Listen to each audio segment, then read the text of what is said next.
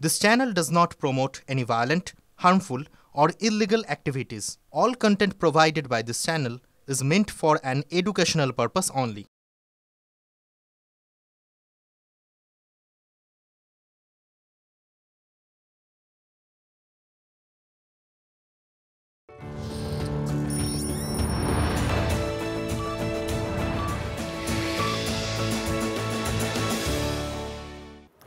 নমস্কার, বিকেল ৫টা শুরু করছি আজকের ৫ কথা। এখনো পর্যন্ত গুরুত্বপূর্ণ খবর মধ্যে সবথেকে ঝাড়াই বাছাই করে সেরা খবরগুলো আপনাদের জন্য নিয়ে এসেছি। আপনাদের সঙ্গে আমি মৌজিরা। শুরুতেই যেদিকে নজর, সিবিআইকে তুলোধনা হাইকোর্টের। তদন্তের নামে কিছুই করে না সিবিআই শুধু গ্যালারি শো করে। খেজুরিতে বিজেপি কর্মীর মৃত্যু মামলায় বিস্ফোরক বিচারপতি তীর্থঙ্কর ঘোষ। আরও একবার আপনাদেরকে জানাই, আজ যখন একদিকে ইডির হানা চলছে গোটা রাজ্যের বিভিন্ন জায়গায়, ঠিক সেরকম একটা দিনে আরও একটা কেন্দ্রীয় এজেন্সি সিবিআই, তাকে তুলোধনা করলো কলকাতা হাইকোর্ট। তদন্তের নামে কিছুই করে না সিবিআই। এর আগে বারবার সিবিআই এর তদন্ত প্রক্রিয়া নিয়ে প্রশ্ন উঠেছে, আদালতও প্রশ্ন করেছে বিভিন্ন ক্ষেত্রে। আরও একবার সেই প্রশ্ন উঠলো এবং সিবিআই শুধু গ্যালারি শো করে, এমনটাই বলছে আদালত। খেজুরিতে বিজেপি কর্মীর মৃত্যু মামলায় বিস্ফোরক বিচারপতি তীর্থঙ্কর ঘোষ। এ নিয়ে তৃণমূল কংগ্রেস কি বলছে শুনবো। আমরা যারা দীর্ঘদিন ধরে বলছিলাম সিবিআই ইডি আসলে বিজেপির দুই পাপেট পোষা পুতুল, আজকে হাইকোর্ট আবারও তাতে সিলমোহর দিল। এই হাইকোর্টের এই অবজারভেশন খুব প্রত্যাশিত, কারণ সিবিআই চলে বিজেপির অঙ্গুলি হেলনে এবং বিজেপি তাদের দলদাস হিসেবে এদেরকে ব্যবহার করে। আজকে এতদিন আমরা বলেছি, এবার দেশের মানুষ দেখছে, স্বয়ং আদালতের বিচারপতিরাও একই কথা বলছে। এরপর আর সিবিআই ইডির বিশ্বাসযোগ্যতা নিয়ে কিছু প্রশ্ন অবশিষ্ট থাকলো না মানুষের মনে। পরের খবরের দিকে নজর রাখি। টিভি 9 বাংলার খবরের যে টেটের তথ্য ফাঁস বিতর্কে উত্তাল প্রাথমিক শিক্ষা পর্ষদ। কি করে পর্ষদের তথ্য অন্য ওয়েবসাইটে ফাঁস, জানতে অভ্যন্তরীণ তদন্ত শুরু পর্ষদের। নেপথ্যে কি অন্দরের কেউ রয়েছে, খতিয়ে দেখছে পর্ষদ। সচিব পর্যায়ে অনুসন্ধান শুরু করেছে প্রাথমিক বোর্ড। এবং এই মুহূর্তে কি কি উঠে আসছে তথ্য, সুমন মহাপাত্র আমাদের সঙ্গে রয়েছেন, আমাদের প্রতিনিধি জানাবেন। সুমন, বিস্ময়কর ঘটনা ঘটে গিয়েছে। টেটের তথ্য, টেট পাসের সার্টিফিকেট, একযোগে প্রায় 1.5 লক্ষ পরীক্ষার্থীর তথ্য একটা ভিন্ন ওয়েবসাইটে দেখা যাচ্ছিল। আজকে বোর্ডের তরফ থেকে বিবৃতি প্রকাশ করে জানানো হয়েছে যে এই ভিন্ন ওয়েবসাইটে যে তথ্য প্রকাশ হয়েছে সেই তথ্য West Bengal primary education board তৈরি করেনি, অন্য কোনোভাবে ষড়যন্ত্রের জন্য এই তথ্য তৈরি করা হয়েছে এবং ইতিমধ্যে তারা লিগ্যাল অ্যাকশন নিচ্ছেন। তবে যে তথ্য কোর্টে একযোগে প্রকাশ করা গেল না, সেই তথ্য কি করে এরকম অন্য একটা থার্ড পার্টি ওয়েবসাইটে চলে এলো, এটা নিয়ে কিন্তু এখনো প্রশ্ন রয়েছে। ফলে তদন্ত হলে পূর্ণাঙ্গ রিপোর্ট যা শিক্ষা দপ্তরে জমা পড়বে, সেখান থেকে আরো পরিষ্কারভাবে জানা যাবে। সুমন, তোমাকে ধন্যবাদ। টেটের তথ্য ফাঁসে প্রাথমিক বোর্ডের কাছ থেকে পূর্ণাঙ্গ রিপোর্ট চাইল শিক্ষা দপ্তর। অন্তর্ঘাতের আশঙ্কা শিক্ষামন্ত্রীর।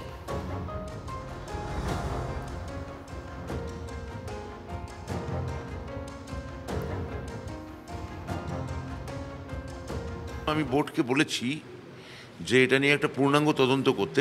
আমি শুনেছি যে বোর্ড একটা তদন্ত করছে, ইন্টারনাল তদন্ত। এই ধরনের অন্তর্ঘাত একেবারেই কাম্য নয়। আমি প্রাইমারি বোর্ড যথেষ্ট দায়িত্ববান সংস্থা, তাদের বলবো আরও এই তদন্ত করে পূর্ণাঙ্গ রিপোর্ট দপ্তরে পাঠাতে। আর এবারে আসি আজকের অন্যতম বড় খবর, নিয়োগ দুর্নীতি মামলা এবং আবারও গ্রেফতার বরঙ্গা তৃণমূল বিধায়ক। সিবিআই এর পর এবার ইডির হাতে গ্রেফতার জীবনকৃষ্ণ সাহা। ইডি সূত্রে দাবি, তদন্তে সহযোগিতা করছেন না বরঙ্গা তৃণমূল বিধায়ক। জলে গেল তার সব কারিগরি। পালাতে গিয়ে কাদায় আছাড় খেলেন, হাতে নাতে পাকড়াও হলেন। সিবিআই এর মামলায় জামিনের 15 মাসের মধ্যে ফের গ্রেফতার জীবনকৃষ্ণ সাহা। তাকে সিজিও কমপ্লেক্সে নিয়ে আসা হচ্ছে। এই মুহূর্তে আমাদের সঙ্গে রয়েছেন আমাদের প্রতিনিধি সুজয় পাল। সুজয়, এই মুহূর্তের কি আপডেট রয়েছে?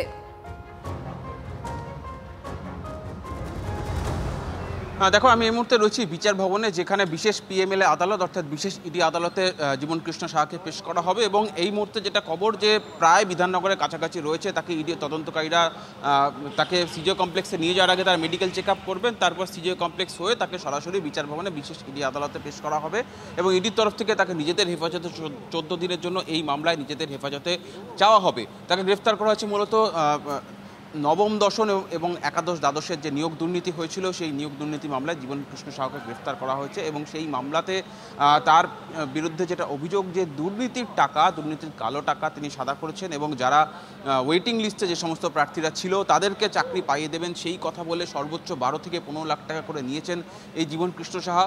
কয়েকজনকে টাকা ফেরত দিয়েছিলেন, বাকিদের টাকা ফেরত দেননি, এমনকি যারা টাকা চেয়েছিলেন তাদেরকে হুঁশিয়ারি দেওয়া হয়েছিল যে মামলা করা হবে তাদের বিরুদ্ধে। ফলে সেই কারণে এই কোটি কোটি টাকা কোথায় গেল, সেই আর্থিক লেনদেনই বা কোথায় হলো, কোথায় কোথায় স্থাবর অস্থাবর সম্পত্তি রয়েছে দুর্নীতির টাকায় কেনা এই বিধায়কের, সেটা জানতেই মূলত তাকে গ্রেফতার করা এবং সেই জন্যই আজকে তার বাড়িতে তল্লাশি এবং তার ঘনিষ্ঠ বৃত্তে যারা যারা ছিল, তার আত্মীয় স্বজন এবং সঙ্গে যারা যারা রয়েছে তার এজেন্ট, তাদের বাড়িতে তল্লাশি হয়েছিল এবং সেখান থেকে তল্লাশি চালানোর পরেই জীবনকৃষ্ণ সাহাকে গ্রেফতার করা হয়েছে। এখনও পর্যন্ত বাকি যে জায়গাগুলিতে তল্লাশি চালু ছিল, কয়েকটি জায়গায় তল্লাশি এখনও চলছে, তার কারণ বেশ কিছু গুরুত্বপূর্ণ তথ্যের খোঁজ করছেন তদন্তকারীরা। সুতরাং জীবনকৃষ্ণ সাহাকে গ্রেফতার করার পাশাপাশি তার পরিবারের সম্পত্তি, তার পরিবারের নামে থাকা সম্পত্তির দিকেও নজর রয়েছে এনফোর্সমেন্ট ডিরেক্টরেটের। সুজয়, তোমাকে ধন্যবাদ। অর্থাৎ সিবিআই এর মামলায় জামিনের 15 মাসের মধ্যে ফের গ্রেফতার জীবনকৃষ্ণ সাহা, আর এই ঘটনাকে নিয়ে ইতিমধ্যেই শুরু হয়ে গিয়েছে রাজনৈতিক চর্চা।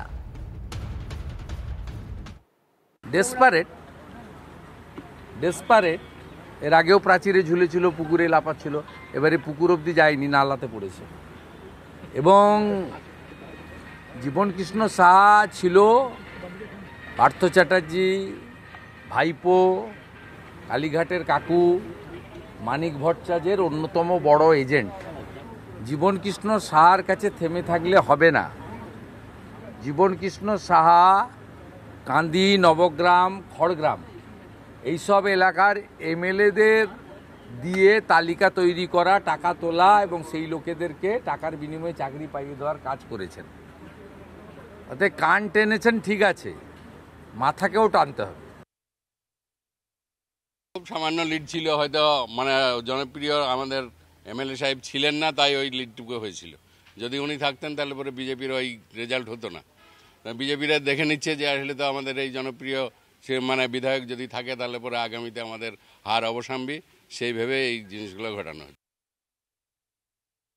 আইনের পথে চলবে,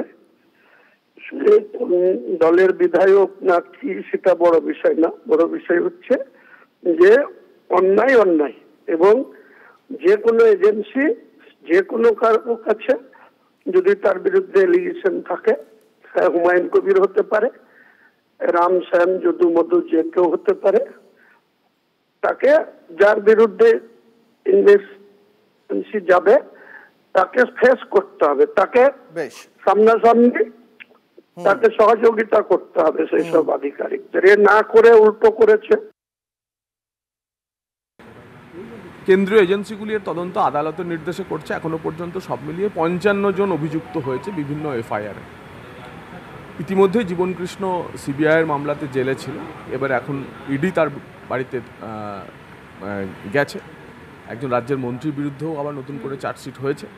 তো সব মিলিয়ে আমার ধারণা যে যারা পশ্চিমবঙ্গে গত 10-15 বছরে এখানে চাকরির দোকান খুলে যারা বসেছিল, এবার তাদের শাস্তি প্রক্রিয়া ত্বরান্বিত হবে। তার ফলে নর্দমায় বা পুকুরে ফোন ফেলে আমার মনে হয় না এই শাস্তি থেকে অভিযুক্তরা বাঁচবে। মনোয়ার যিনি তৃণমূলের বিধায়ক, তিনি জানেন যে তিনি অপরাধ করেছেন, নাম্বার পাওয়া যেতে পারে। সেই মোবাইল নাম্বার পেলে তার দলের আরও নেতা মন্ত্রী শান্তি দুর্নীতির ভাগ যাদেরকে জায়গায় দিয়েছেন তার সঙ্গে কাদের কাদের কতটা গভীর সম্পর্ক সেগুলো হয়তো জানাজানি হয়ে যাবে।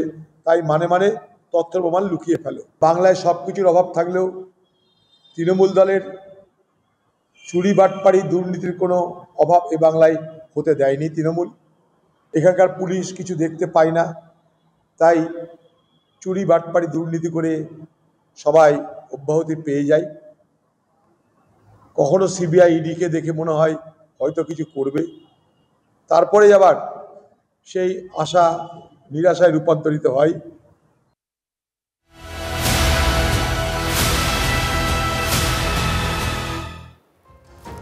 জল আর জীবন শুধু যে জীবন বিজ্ঞানের বিষয় তা কিন্তু নয়, বঙ্গ রাজনীতিতেও যেন এখন অঙ্গাঙ্গিভাবে জড়িয়ে পড়েছে। নিয়োগ দুর্নীতি মামলায় ফের জীবনকৃষ্ণ সাহার গ্রেফতারিতে আরও একবার যেন প্রমাণিত।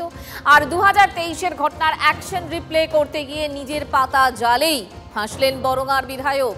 2023-এর এপ্রিলে যখন বরঙার বিধায়কের বাড়িতে হানা দিয়েছিল সিবিআই, তখন মোবাইল ফোন পুকুরে ছুঁড়ে ফেলেছিলেন জীবনকৃষ্ণ সাহা। পুকুর থেকে সেই মোবাইল ফোন খুঁজতে 2 দিন লেগে গিয়েছিল সিবিআই এর। তারপরেই বরঙার বিধায়ককে গ্রেফতার করা হয়। আর এবারও কার্যত 2 বছর আগের সেই ঘটনারই পুনরাবৃত্তি দেখলাম আমরা। ইডি সূত্রে দাবি, সিসি ক্যামেরায় অফিসারদের বাড়িতে ঢুকতে দেখেই জলে ছুঁড়ে ফেলার চেষ্টা করেছিলেন জীবনকৃষ্ণ সাহা, কিন্তু এবার আর সেই ফোন পুকুরে পড়েনি, পড়েছিল ড্রেনে। নিজের সুরক্ষার স্বার্থে বাড়ির চারিপাশে যে সিসিটিভি ক্যামেরা লাগিয়েছিলেন জীবনকৃষ্ণ, সেই সিসিটিভি ফুটেজ ইডি অফিসাররা দেখতেই ধরা পড়ে যায় জীবনকৃষ্ণের সব কারিগরি। সূত্রের খবর, 2টি মোবাইল ফোন উদ্ধার করে প্রায় 4 ঘন্টা জেরা করা হয় তাকে। শুরুতে ফোনের পাসওয়ার্ড দিতে রাজি হননি জীবনকৃষ্ণ, পরে ফোনের লক খুলে কল লিস্ট ধরে জিজ্ঞাসাবাদ। পাঁচিল টপকে পালাতে গিয়ে কাদায় আছাড়, হাতে নাতে পাকড়াও করে কেন্দ্রীয় বাহিনী।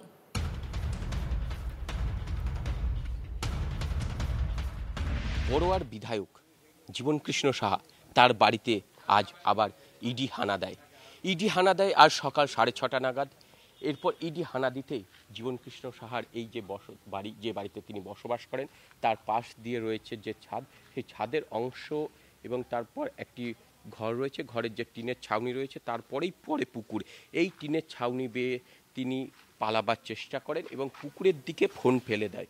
এই বাড়ির ভিতরের অংশ থেকে আমরা সেই ছবিটা তুলে ধরছি এবং এই ঠিক ছাদের মধ্য দিয়ে পাঁচিলে তিনি পৌঁছে যায়, শেষ প্রান্তে ফোন ফেলে দেয়, পালাবার চেষ্টা করে। শুধুমাত্র যে জীবনকৃষ্ণ সাহার বাড়িতেই তল্লাশি ইডি হানা দিয়েছে এমনটা নয়, তার শ্বশুর বাড়ি রঘুনাথগঞ্জের পিয়ারাপুর এলাকায়, এছাড়াও তার লিঙ্কম্যান হিসেবে কাজ করা এই আন্দি গ্রামের পাশের যে গ্রাম রয়েছে মহিষগ্রাম, সেই গ্রামের একটি রাজেশ ঘোষ নামে একজনের বাড়িতে।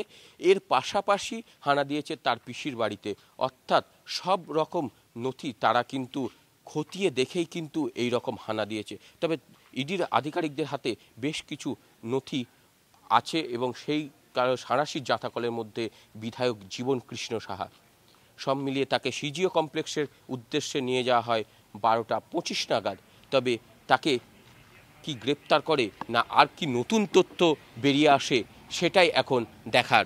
মুর্শিদাবাদ থেকে ক্যামেরায় সিদ্ধার্থর সাথে Kaushik, TV9 Bangla. Enforcement directorate মানে ইডি রীতিমতো অ্যাকশন মোডে, কিন্তু দুর্নীতির বিরুদ্ধে প্রধানমন্ত্রীর সেই কড়া বার্তার পরেই এই অ্যাকশন মোড। 2 দিন আগে আরজিকর মেডিকেলে আর্থিক দুর্নীতি মামলায় তৃণমূল বিধায়ক সুদীপ্ত রায়ের সিঁথিমোড়ের বাড়িতে তল্লাশি চালায় সিবিআই। আর এবার নিয়োগ দুর্নীতি মামলায় বরঙা তৃণমূল বিধায়ক জীবনকৃষ্ণ সাহাকে গ্রেফতার করল ইডি, অর্থাৎ ইডি সিবিআই 2 কেন্দ্রীয় এজেন্সি বেশ তৎপর, একেবারে অ্যাকশন মোডে। 25 আর 23 তারিখের ছবি আপনাদেরকে দেখাচ্ছি। প্রধানমন্ত্রীর যে কথা, দুর্নীতি ইস্যুতে যে বার্তা দিয়েছিলেন, সেটাও শোনাবো আপনাদের। पश्चिम बंगाल ने ये साक्षात देखा है, बार बार कई बार अनुभव किया है। टीएमसी के एक मंत्री टीचर्स घोटाले में आज तक जेल में है। शिक्षक भर्ती का गंभीर घोटाला, घर से नोटों का पहाड़ मिला, लेकिन तब भी वो मंत्री कुर्सी छोड़ने को तैयार नहीं थे। टीएमसी के एक और मंत्री पर गरीबों का राशन लूटने का आरोप है। इनकी भी करोड़ों रुपए की संपत्ति जब्त हो चुकी है। ये मंत्री भी जेल जाने के बाद कुर्सी छोड़ने को तैयार नहीं थे। हमने तो ये देखा है कि मुख्यमंत्री तक जेल जाते हैं, लेकिन वो जेल से सरकार चलाते हैं। इसलिए मैंने तय किया, अगर पीएम भी 30 दिन जेल में रहे और उन्हें जमानत न मिले, तो अगले दिन उनकी कुर्सी भी चली जाएगी। टीएमसी के लोग भ्रष्टाचार के खिलाफ इस कार्रवाई पर भड़क गए। संसद में इस बिल को फाड़ने की कोशिश की है। ये दिखाता है कि टीएमसी की पूरी राजनीति कैसे भ्रष्टाचार के पहाड़ पर टिकी है। তৃণমূল বিধায়ক জীবন কৃষ্ণর গ্রেফতারির দিনই ইডিকে নিশানা অভিষেকের। কেন্দ্রীয় এজেন্সিকে এই স্কোয়াড বলে কটাক্ষ। ইলেকশন কমিশনকে অপব্যবহার করতে না পেরেই অর্থাৎ ইডির ব্যবহারে সক্রিয় হয়ে উঠেছে কেন্দ্রীয় সরকার, যার উদ্দেশ্য দুর্নীতি দমনে নয় বরং বিরোধী নেতাদের জেলে ভরা। নতুন জেলবন্দি মন্ত্রী অপসারণ বিল নিয়ে মন্তব্য অভিষেকের। 1E, the election commission couldn't be misused, then very conveniently the NDA government turned to another E, which is the Enforcement Directorate, which is a combination of E square. But when it turns to the Enforcement Directorate, its objective is not to curb corruption.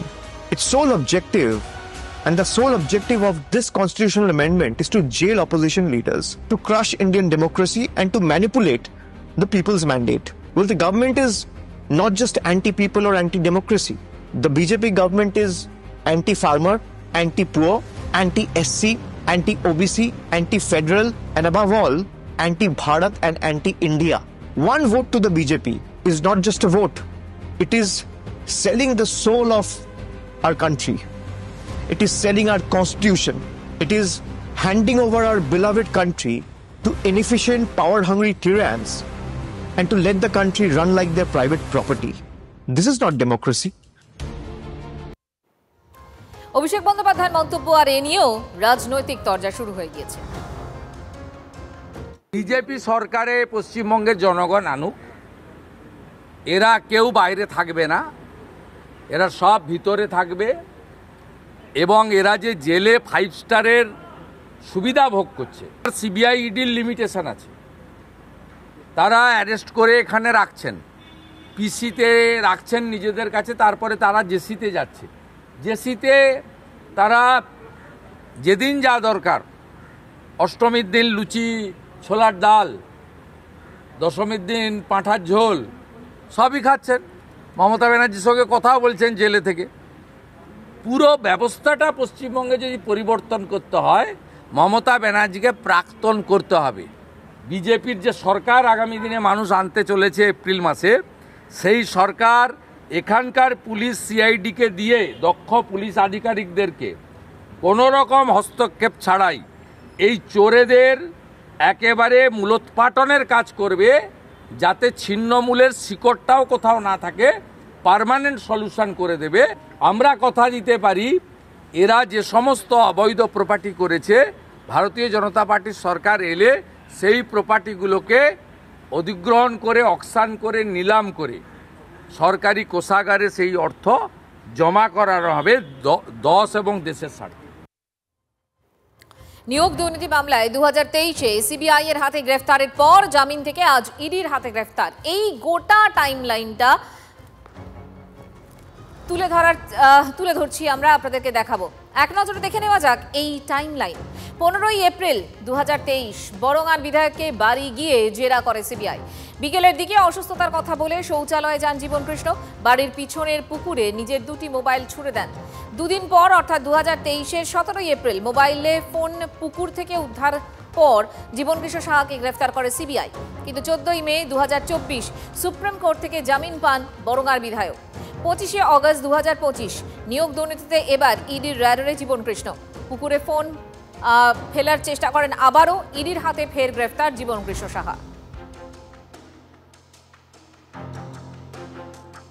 এই যে কিতকিত খেলা এই ED CBI এর, কারণ নরেন্দ্র মোদী ঘুরে গেছে, বলেছে election সামনে, আবার তাদেরকে দম দিতে হবে, একটুখানি ইডি সিবিআই কে দম দিয়ে বিপক্ষ দলের পেছনে লাগাতে হবে। আসল ঘটনা কবে তারা প্রমাণ নিয়ে কোর্টে গিয়ে যদি অভিযুক্ত হয়, যদি যারা মনে করে অভিযুক্ত, তো কোনো কিছু দেখতে পাচ্ছি না, শুধু নাটক চলছে। রাজনীতি এবং দুর্নীতি আলিঙ্গন করে চলা, একে অপরের হাত ধরে চলা, এটা বন্ধ হওয়া প্রয়োজন এবং সেই জন্য ইডি, সিবিআই বা অন্য তদন্তকারী সংস্থা, বিশেষত এই দুটোই আমাদের আর্থিক দুর্নীতি এবং করাপশন নিয়ে তদন্ত করে আমাদের দেশে কেন্দ্রীয় সংস্থা, তাদের এবং তার সাথে অবশ্যই ইনকাম ট্যাক্স, তারা যা করা দরকার সেটা করা উচিত। এবং এই সমস্ত দুর্নীতিগ্রস্ত নেতারা যারা কথায় কথায় ইডি, সিবিআই বাড়ি গেলেই ফোন ফেলে দেন জলে, তাদেরকে তুলে নিয়ে গিয়ে এদের জীবনটাই জলে ফেলা উচিত। আপনাদের যে খবর আমরা জানাচ্ছিলাম, জীবনকৃষ্ণ সাহার বাড়িতে আজ ইডি হানা দেয় এবং তারপর তাকে আবারও গ্রেফতার করা হয় এবং তারপর তাকে নিয়ে আসা হয়েছে এই মুহূর্তে হাসপাতালে। সেই ছবি আপনাদেরকে আমরা দেখাবো। বিধাননগর হসপিটাল, সেখানে নিয়ে আসা হয়েছে জীবনকৃষ্ণ সাহাকে। সিজিও কমপ্লেক্সে তাকে গ্রেফতারের পর নিয়ে আসা এবং তার আগে তার রুটিন যে চেকআপ, সেই চেকআপের জন্যই নিয়ে আসা হয়েছে হাসপাতালে। এই মুহূর্তে সেই ছবি আপনাদেরকে দেখানো হচ্ছে। কলকাতায় নিয়ে আসা হলো জীবনকৃষ্ণ সাহাকে, বরঙ্গার বিধায়ক, তাকে নিয়ে আসা হলো জীবনকৃষ্ণ সাহাকে কলকাতায় এই মুহূর্তে। সৌরভ আমাদের সঙ্গে রয়েছেন। সৌরভ, কি ছবি ধরা পড়ছে? দেখো, এই মুহূর্তে বিধাননগর মহকুমা হাসপাতালের এমার্জেন্সিতে সেখানে জীবনকৃষ্ণ সাহার যে মেডিকেল পরীক্ষা, সেই মেডিকেল পরীক্ষা এখানে হচ্ছে। তাকে বড়ার বাড়ি থেকে গ্রেফতারের পর দীর্ঘ পথ তাকে নিয়ে এসে এখানে আগেই বিধাননগর মহকুমা হাসপাতালে নিয়ে আসা হয় এবং সেখানে চিকিৎসকেরা এই মুহূর্তে তাকে পরীক্ষা নিরীক্ষা করছেন। তুমি জানো যে ইডির আধিকারিকেরা যখন তার বাড়িতে হানা দিয়েছিল সেই সময় বিধাননগর, তখন সেই সময় জীবনকৃষ্ণ সাহা ঝাঁপ দিয়ে পালিয়ে যাওয়ার চেষ্টা করেছিলেন এবং সেই কারণে তিনি চোটও পান। সেই বিষয়টিও এর মধ্যে রয়েছে যে তিনি কতখানি চোট পেয়েছেন।